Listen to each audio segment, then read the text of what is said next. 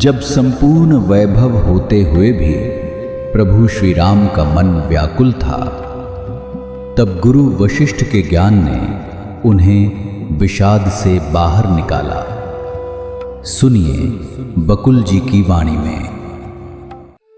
जय श्री राम। आज 29 अप्रैल है और देखते हैं आज क्या होता है। कल तक हमने ये देखा कि वो तीनों जो दानव थे और उनकी स्थिति जो हो गई थी, उस बात को हम आज आगे ले जाते हैं। आज का श्लोक है चिदकाशोहम इत्येव रजसा रंजित प्रभा स्वरूपम अत्यजन्नेव विरूपम अपि बुध्यते। अर्थ, आज डायरेक्ट हम ये देखेंगे कि राम ने क्या पूछा। हे महर्षि, कृपया बतलाइए कि ये तीनों दानव कब और कैसे मुक्ति प्राप्त करेंगे। तो वशिष्ठ ने कहा, हे राम, जब वे अपनी करनी जानेंगे और विशुद्ध चेतना को अपनी प्रकृति समझेंगे, तब वे मुक्त हो जाएंगे। हम भी तब मुक्त हो जाएंगे।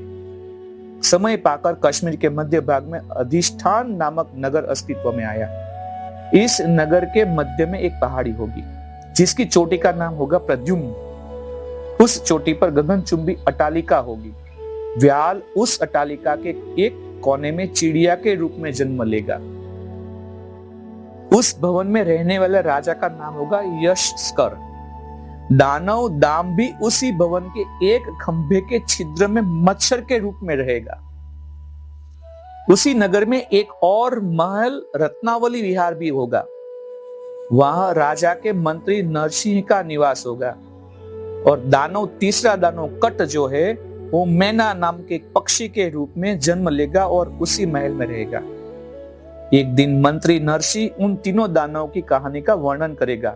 इसे सुनकर मैना को आत्मबोध हो जाएगा और वह अपने उस मूल व्यक्तित्व को प्राप्त करेगी जो उसे सांबर ने प्रदान किया था, पहला रूप उनका। इसका स्मरण करके वह कट यानी दूसरा जो दानव है वो सांबर के जादू से मुक्त होगा।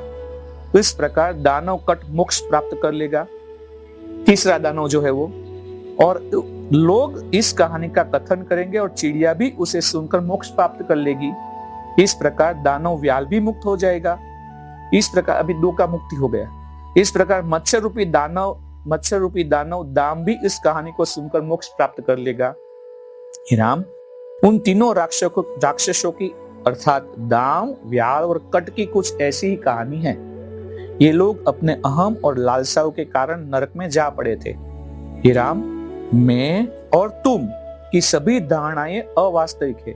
मैं और तुम वास्तविक रूप में दिखाई देते हैं, परंतु ये सत्य को परिवर्तित नहीं कर सकते।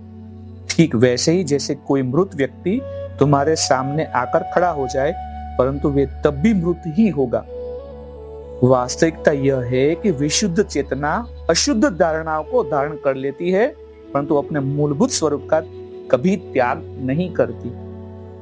वह अपने अंदर विकृत बिंब का अनुभव करती है। यह विकृत बिंब भी वस्तुतः अवास्तविक होता है। मैं हूं का अहम भाव इसे वास्तविक मान बैठता है और भ्रमित हो जाता है।